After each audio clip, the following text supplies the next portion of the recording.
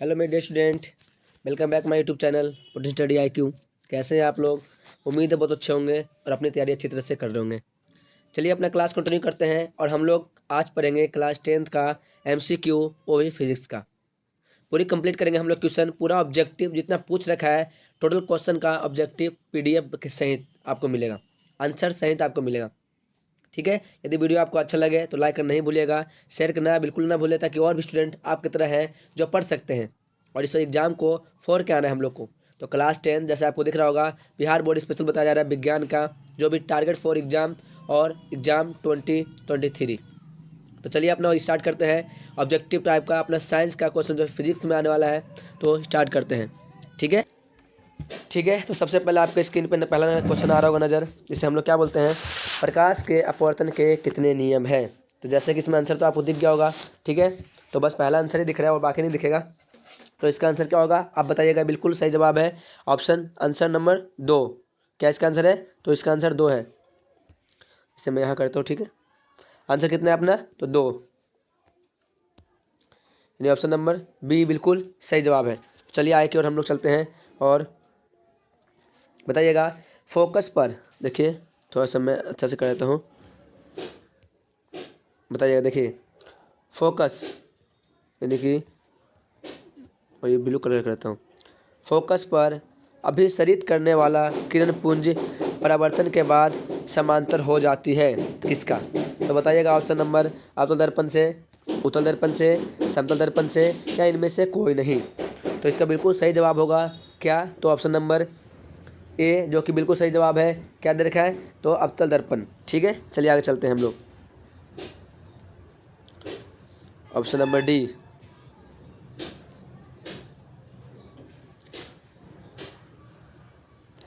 F यानी F बराबर R/2 सत्य है केवल किसके लिए?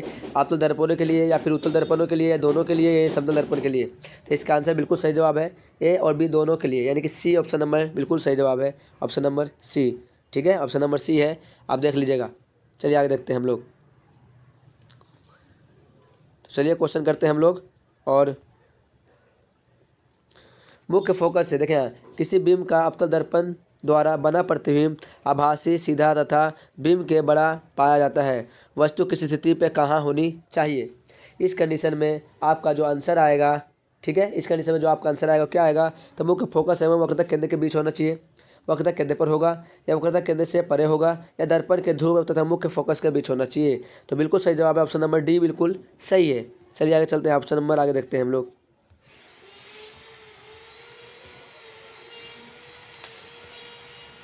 तो चलिए आपको दिख रहा होगा जैसे कि, ठीक है, तो मैं इसे क्या कौन से कलर कर दूँ? पिंक कर दूँ क्या? बार बार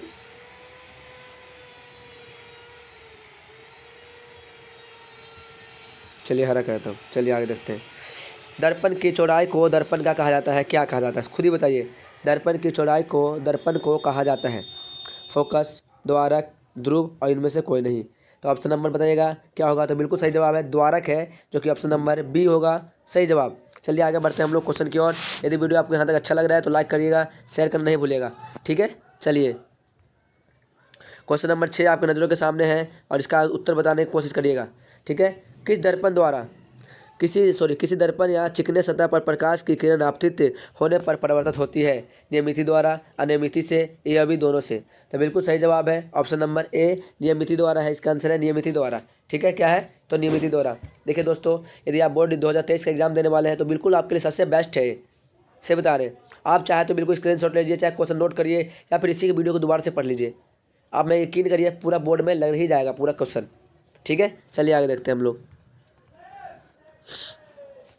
चलिए बताइएगा इसका उत्तर आप लोग। किसी समतल दर्पण में जो लेटर है, लेटर पी को देखने पर वह कैसा मालूम पड़ता है? तो आपको पता ही है कि हमेशा दर्पण में क्या होता है? पाश्चर्य परिवर्तन होता है। ऐसे पाश्चर्य परिवर्तन होने का मतलब क्या होता है? उल्टा नजर आएगा। तो पी अक्षर की बात हो रही है, तो पी कैसा दिखेगा? तो बोलिए क्यू की तरह दिखेगा। सिंपल सी बात है। चलिए आगे देखते हैं, यानी ऑप्शन नंबर सी बिल्कुल सही जवाब था। चलिए आगे देखते हैं इसको। बताइएगा अवतल दर्पण के प्रकरण में किसी वास्तविक और उल्टे प्रतिबिंब के लिए आवर्धक होता है क्या? ऋणात्मक होता है, धनात्मक होता है, ए और बी दोनों होता है, या इनमें से कोई नहीं होता है? तो बताइएगा। तो आप बिल्कुल सही जवाब है इसका, आप बोलेगा नेगेटिव होता है, यानी क्या चीज़, तो ऋणात्मक होता है। ऑप्शन नंबर ए सही जवाब है। क्या दे रखा है यहाँ पे, ऑप्शन नंबर ए सही है। चलिए आगे चलते हैं हम लोग।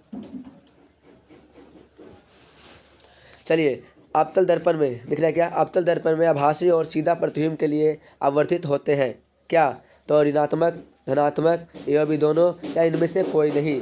तो बिल्कुल सही जवाब है पॉजिटिव होता है। क्या आंसर है इसका, पॉजिटिव, यानी ऑप्शन नंबर बी बिल्कुल सही जवाब है। चलिए आगे चलते हैं हम लोग। आंसर न दिख जाए, बस यही देखना चाहता हूँ। चलिए आगे देखते हैं। नई कार्तिक चिन्ह परिपाटी के अनुसार, चिन्ह होता है ना प्लस माइनस, सब जानते होंगे, ठीक है। तो नई कार्तिक चिन्ह परिपाटी के अनुसार दर्पण के सामने रखे गए बिंब दूरी ली जाती है, वो क्या ली, बिंब का जो दूरी है वो क्या लिया जाता है, हमें तो धनात्मक लेते हैं, ऋणात्मक लेते हैं, कभी धनात्मक कभी ऋणात्मक, इनमें से कोई नहीं। तो बताइएगा ऑप्शन नंबर क्या है। इसने क्या बोला, सुनिएगा दोबारा। नई कार्तिक चिन्ह परिपाटी के अनुसार दर्पण के सामने रखे गए बिंब दूरी को क्या कहते हैं हम लोग। तो सबसे पहली बात इसका आंसर है बिल्कुल हमेशा, कौन सा दर्पण है जी, नए चिन्ह परिपाटी के अनुसार दर्पण के दूरी, अच्छा दूरी बोले ना, तो क्या होगा यहाँ पे, नेगेटिव होगा, यानी ऑप्शन नंबर नेगेटिव, यानी ऑप्शन नंबर बी बिल्कुल सही जवाब होगा। चलिए आगे देखते हैं। चलिए थोड़ा कलर को शायद छोटा कर लेते हैं, ज़्यादा बड़ा है, ठीक है अब सही है। प्रकाश क्या है, खुद ही बताइए। कर्णों का प्रवाह है, आँखों को प्रभावित करने वाला ऊर्जा है, तापमान बढ़ाने वाली ऊर्जा है, या इनमें से कोई नहीं है। तो देखिएगा, आँखों को प्रभावित करने वाली एक ऊर्जा है, यानी ऑप्शन नंबर बी बिल्कुल सही जवाब है। चलिए आगे देखते हैं हम लोग क्वेश्चन नंबर 12, ठीक है। जिस माध्यम का अपवर्तनांक अधिक है वह कम अपवर्तनांक वाले माध्यम की तुलना में क्या होता है। प्रकाश के संघनन होता है, प्रकाश की विरल होता है, पहले माध्यम का द्रव्यमान घनत्व अधिक है और दूसरे माध्यम का द्रव्यमान घनत्व क्या है, कम है। यानी ऑप्शन नंबर क्या बताएगा, ए बी और सी और डी, बताइए। तो ऑप्शन नंबर आप बिल्कुल बता सकते हैं, प्रकाशीय संघनन होगा, क्या होगा यहाँ पे, यानी ऑप्शन ए बिल्कुल सही जवाब है, ठीक है। चलिए नेक्स्ट क्वेश्चन आप देख सकते हैं कि निम्नलिखित में से, देखिए निम्नलिखित में से किस माध्यम में प्रकाश की चाल अधिकतम है। प्रकाश की चाल, हवा है, जल है, शीशा है, या हीरा है। देखिए दोस्तों, इस ऑप्शन के अनुसार तो मेरे को लगता है हवा होना चाहिए, ठीक है। लेकिन मान लीजिए अगर हवा नहीं रहता, निर्वात रहता, तो सबसे ज़्यादा निर्वात में ही होती है। और मैं आपको बता दूं कि प्रकाश की चाल कितनी होती है, तो 10 × 10⁸ मीटर प्रति सेकेंड के बराबर होती है, ठीक है। तो चलिए आगे की ओर, यानी ऑप्शन नंबर ए सही जवाब है। क्वेश्चन दूसरा देखिएगा। एक प्रयोग में अवतल दर्पण द्वारा किसी बिंब का प्रतिबिंब एक पर्दे पर प्राप्त किया जाता है और दर्पण की फोकस दूरी को निर्धारित करने के लिए प्रयोगात्मकता को मापने की जरूरत किसके लिए है। बताइएगा, दर्पण तथा पर्दा के बीच की दूरी को, दर्पण तथा बिंब के बीच की दूरी को, ए और बी दोनों को, या इनमें से कोई नहीं। तो बिल्कुल सही जवाब है आपका, और ये ऑप्शन नंबर ए सही है। दर्पण तथा पर्दा के बीच की दूरी को हम लोग करते हैं, सही जवाब है। चलिए आगे की ओर चलते हैं हम लोग। चलिए देखिएगा, कौन सा लेंस अपसारी लेंस भी कहलाता है। कौन सा लेंस अपसारी लेंस भी कहलाता है, बताइएगा। अवतल लेंस, उत्तल लेंस, अवतल और उत्तल दोनों लेंस, या इनमें से कोई नहीं, बताइएगा। तो बिल्कुल सही जवाब है आपका, अवतल लेंस होगा, क्या होगा, अवतल लेंस, ठीक है। चलिए ऑप्शन नंबर ए सही जवाब है। आगे देखते हैं हम लोग। बताइएगा, अवतल दर्पण के प्रक्रम में किसी वास्तविक और उल्टे प्रतिबिंब के लिए आवर्धन यानी मैग्नीफिकेशन जो होता है वो क्या होगा, ऋणात्मक होगा, धनात्मक होगा, ए और बी दोनों होगा, या इनमें से कोई नहीं होगा, बताइएगा। तो ऑप्शन नंबर ए बिल्कुल सही जवाब है आपका, और ऑप्शन नंबर ए यानी कि नेगेटिव है। क्या दे रखा है यहाँ पे, नेगेटिव दे रखा है, ठीक है। मिलते हैं नेक्स्ट क्लास में, मतलब नेक्स्ट क्वेश्चन की ओर। नेक्स्ट क्लास कैसे जाएंगे जी, अभी तो कंप्लीट नहीं हुआ है। चलिए आगे क्वेश्चन करते हैं हम लोग। उस उत्तल दर्पण के प्रक्रम में दर्पण द्वारा प्रतिबिंब सदैव आभासी एवं सीधा होता है। क्या बोला, उत्तल दर्पण के प्रकरण में दर्पण द्वारा प्रतिबिंब सदैव आभासी एवं सीधा होता है, अतः आवर्धन क्या होगा उसका, धनात्मक होगा, ऋणात्मक होगा, धनात्मक और ऋणात्मक दोनों होगा, या इनमें से कोई नहीं होगा। तो बिल्कुल सही जवाब है आपका, यानी पॉजिटिव, सही बात है, यानी कि पॉजिटिव होगा, यानी कि ऑप्शन नंबर ए यानी धनात्मक होगा। ऑप्शन नंबर ए बिल्कुल सही जवाब है। चलिए आगे चलते हैं हम लोग। चलिए क्वेश्चन की ओर। समतल दर्पण द्वारा बना प्रतिबिंब हमेशा क्या होता है, सदा माने हमेशा होता है, वास्तविक होता है सर जी, आभासी होता है, आभासी और सीधा होता है, वास्तविक और सीधा होता है, आभासी और उल्टा होता है। तो बताइएगा। तो ऑप्शन नंबर बताना है। तो ऑप्शन नंबर 18 क्या होगा? तो बिल्कुल सही जवाब है आभासी और सीधा होगा। क्या होगा? आभासी और सीधा होगा, बस पाश्चर्य परिवर्तन होता है बाबू। ठीक है, यानी ऑप्शन नंबर क्या होगा? तो बी सही जवाब है। चलिए आगे देखते हैं, इसका आंसर मेंशन कर रखा हूँ, आप देख सकते हैं। ठीक है, चलिए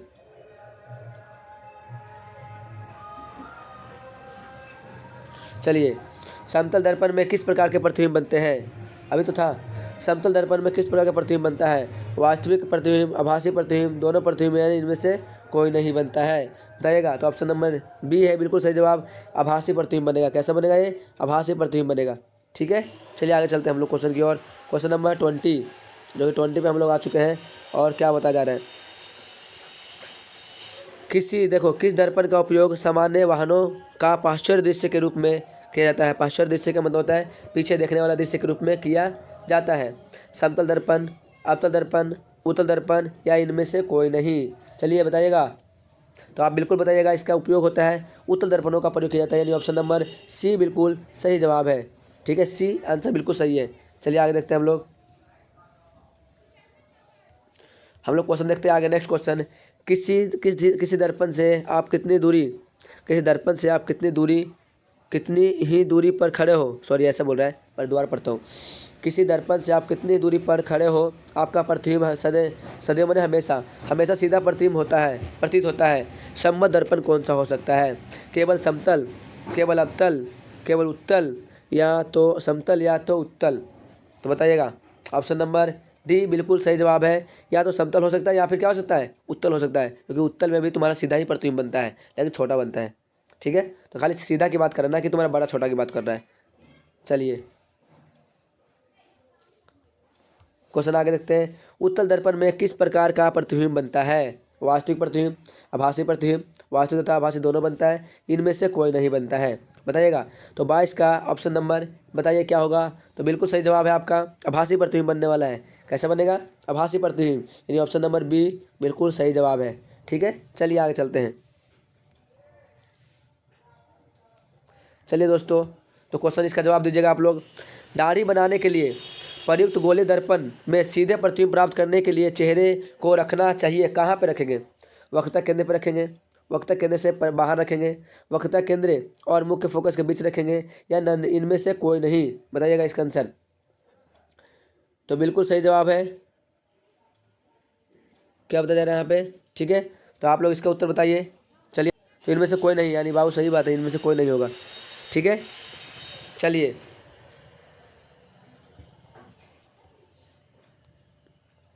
तो आपसे आगे चलते हैं हम लोग। क्वेश्चन नंबर 22 यानी 23 क्वेश्चन नंबर। चलिए क्या बोल रहा है?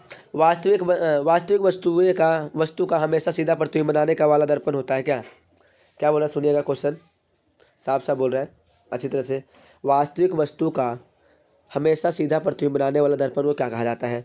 समतल या उत्तल, समतल अवतल, उत्तल अवतल, समतल उत्तल अवतल, तीनों कहा जाता है। तो ऑप्शन नंबर बताइएगा। तो इसका ऑप्शन नंबर ए बिल्कुल सही जवाब है, यानी कि समतल और क्या? तो उत्तल। ठीक है, यानी ऑप्शन नंबर ए बिल्कुल सही है। ऑप्शन नंबर ए क्या बिल्कुल सही जवाब है। चलिए आगे देखते हैं। क्वेश्चन नंबर 25 तक आ गए। ठीक है, वास्तविक प्रतिबिंब की प्रकृति कैसी होती है? सीधा होती है, उल्टा होती है, सीधा उल्टा दोनों होती है, इनमें से कोई नहीं होती है? तो बताइए इसका उत्तर क्या होने वाला है?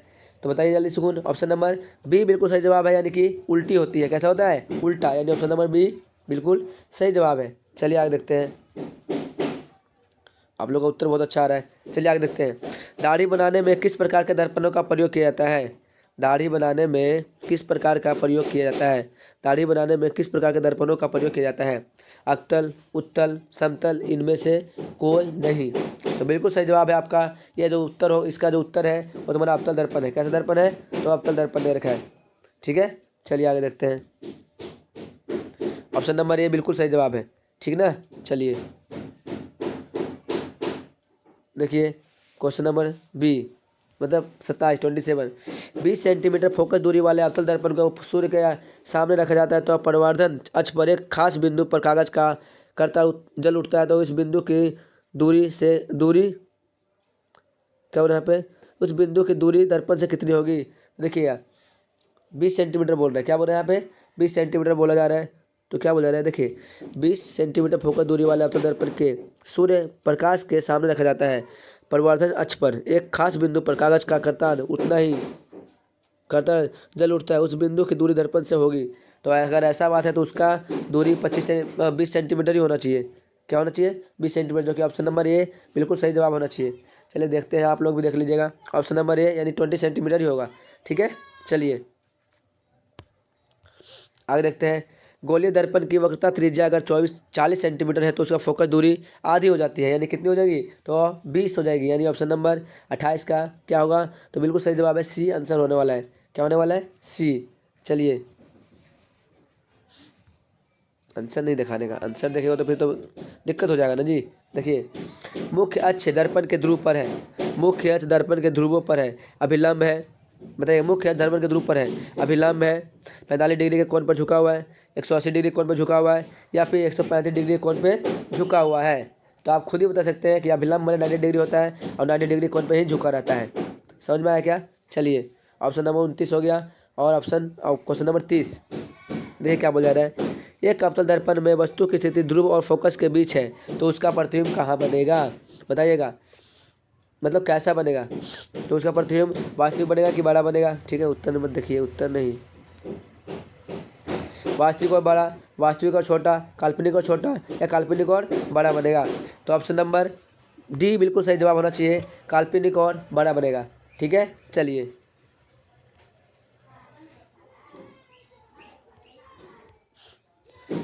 किसी गोलीय दर्पण तथा किसी पतले गोलीय लेंस दोनों की फोकस दूरी -15 सेंटीमीटर है, यानी 15 है क्या, हाँ +15 सेंटीमीटर है, लगता है माइनस है, -15 15 सेंटीमीटर है। दर्पण तथा लेंस संभवत है, हो सकता है दोनों अवतल, दोनों उत्तल, उत्तल तथा अवतल दोनों हो सकता है। दर्पण उत्तल लेंस तथा अवतल लेंस होना चाहिए। तो ऑप्शन नंबर क्या होगा, तो बिल्कुल सही है, दोनों अवतल ही होगा, लेंस भी और दर्पण भी होगा, क्योंकि उसमें अपोजिट हो जाता है ना, इसलिए। चलिए,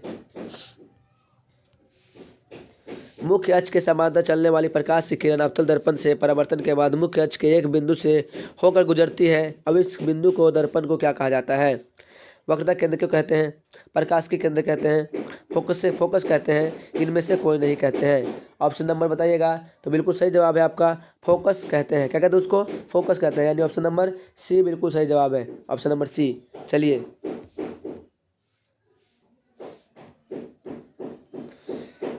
किस दर्पण का दृष्टि क्षेत्र का बड़ा होता है, अवतल दर्पण का, समतल दर्पण का, उत्तल दर्पण का, या परवलयीय दर्पण का बड़ा होता है, यानी बताइएगा। तो आप बिल्कुल सही जवाब बता रहे हैं, उत्तल दर्पण का बड़ा होता है। ठीक है, चलिए, यानी ऑप्शन नंबर सी बिल्कुल सही जवाब है। चलिए आगे देखते हैं हम लोग।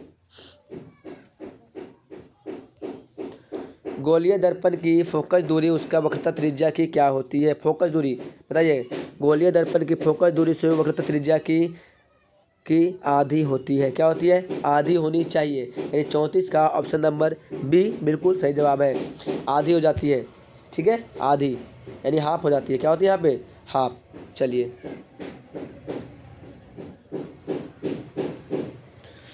प्रकाश की किरण प्रकाश की किरण के सरल रेखीय गमन का अनुप्रयोग है क्या, सूर्य ग्रहण में, चंद्र ग्रहण में, तरंगों के चक्करों में चमकने में, तारों को चमकने में, ए और बी दोनों में, बताइएगा।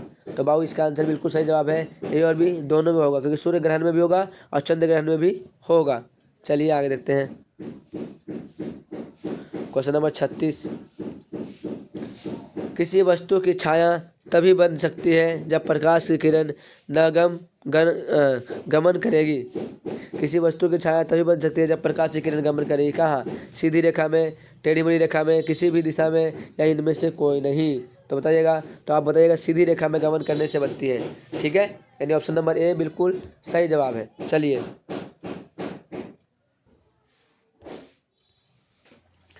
प्रकाश के स्रोत के सामने एक हरी रंग की छड़ी को खड़ा कर रख देने पर इसकी छाया कैसी हो जाएगी, लाल रंग की हो जाएगी, हरी रंग की हो जाएगी, काली रंग की हो जाएगी, या पीली रंग की हो जाएगी, बताइएगा। तो इसका है बाबू, ये जो कलर है वो काली रंग की हो जाएगी, कैसी हो जाएगी, काली रंग की हो जाएगी, काली कलर की हो जाएगी। ठीक है, चलिए क्वेश्चन नंबर आगे पढ़ते हैं हम लोग, क्वेश्चन नंबर 38। किसी प्रकाश स्रोत के सामने एक रुकावट रख देने पर बनती है छाया, उपछाया, कुछ भी नहीं, या ये भी दोनों बनती है। तो देखिएगा, छाया भी बनती है और उपछाया भी बनती है। देखिए मान लीजिए तुम्हारे ये कोई वस्तु है, ठीक है, और यहाँ पे रख दूंगा मैं, ये प्रकाश जा रहा है यहाँ पे, तो क्या बनेगा, सब परछाई ना बनेगा जी। तो छाया और परछाई दोनों बनेगा, ऑप्शन नंबर डी होना चाहिए सही, ठीक है। तो चलिए ऑप्शन नंबर डी बिल्कुल सही जवाब है इसका, क्या है, तो डी है। चलिए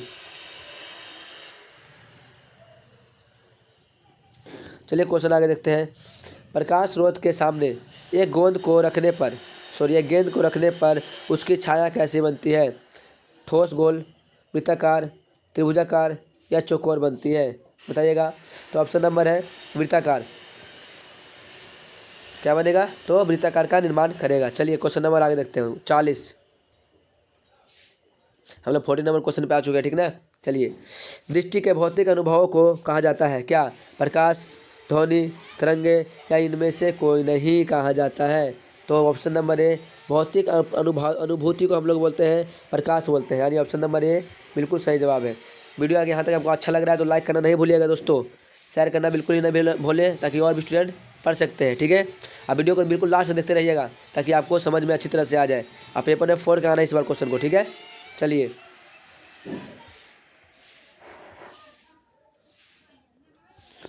चलिए बताइएगा, प्रकाश एक रूप है किसका? शक्ति का, ऊर्जा का, कार्य का या बल का? तो आप बता सकते हैं इसका ऊर्जा है, ऊर्जा का रूप है बाबू। किसका रूप है? आप शुरू से परिभाषा भी जानते आ रहे हैं, प्रकाश एक प्रकार ऊर्जा है जो वस्तुओं को देखने के लिए सहायता होती है, ठीक है। चलिए, यानी अब 42 नंबर क्वेश्चन क्या हो रहा है? शीशा या कांच किस प्रकार का माध्यम होता है? प्रकाशिक, अप्रकाशिक, ए और बी दोनों, कोई नहीं। तो बताइएगा क्या होता है? तो इसका ऑप्शन नंबर, यानी जब बताइएगा क्या होता है, तो 42 का क्या होगा ऑप्शन, तो बताना ऑप्शन नंबर ए, बी, सी या डी। तो ऑप्शन सही है बिल्कुल ए, प्रकाशिक। क्या कहते हैं उसको? प्रकाशिक, यानी ए कहेंगे, ठीक है। चलिए आगे देखते हैं,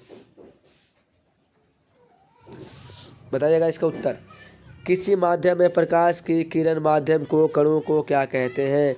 गर्म करती है, करते हैं तो क्या करता है? गर्म करती है, प्रकाश की करती है, माध्यम के कंपनों को गति प्रदान करती है, या A B D, A B C तीनों करती है, बताइएगा। तो इसका आंसर बिल्कुल सही जवाब है बाबू, ऑप्शन नंबर डी, यानी ए भी करती है, बी भी करती है और सी भी करती है, यानी तीनों करती है, ठीक है दोस्तों। तो चलिए आगे चलते हैं, यानी क्वेश्चन नंबर हम लोग करेंगे 44। तो मैं बता दूं दोबारा से कि 43 का जो आंसर था ऑप्शन नंबर डी था, जैसे यहाँ पे दिख रहा होगा, ठीक है। चलिए, टॉर्च से किस प्रकार के प्रकाश पुंज की प्राप्ति होती है?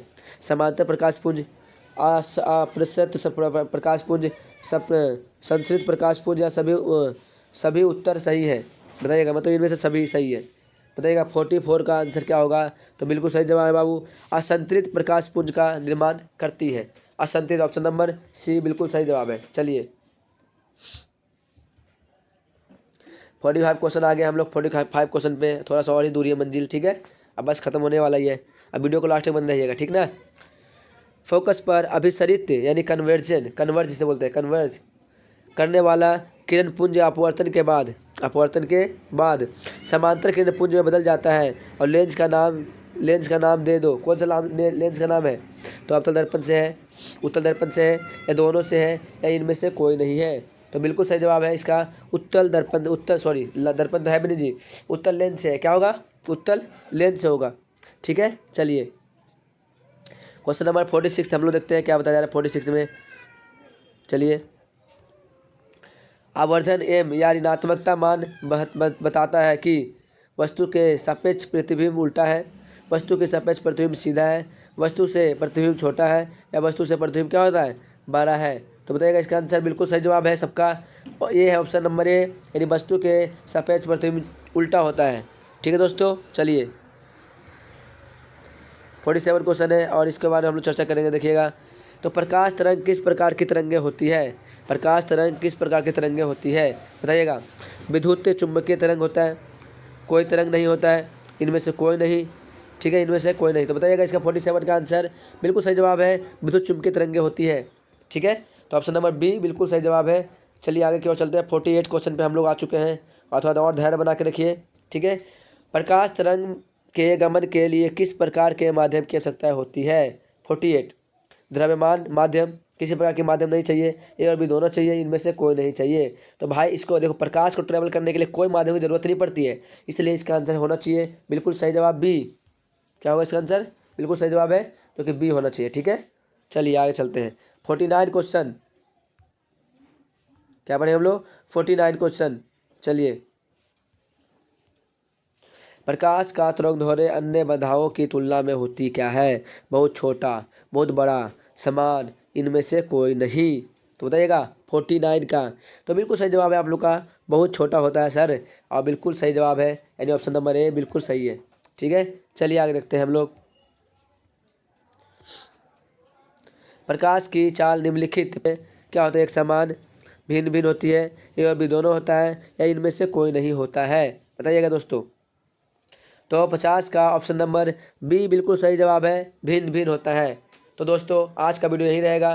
बताइए वीडियो कैसा लगा यहाँ तक। यदि वीडियो आपको अच्छा लग रहा होगा तो लाइक करना बिल्कुल ही ना भूलिएगा, शेयर सब्सक्राइब जरूर करिएगा, ताकि और भी स्टूडेंट पढ़ सकते हैं और आपको पल पल की अपडेट के लिए नोटिस मिल सके।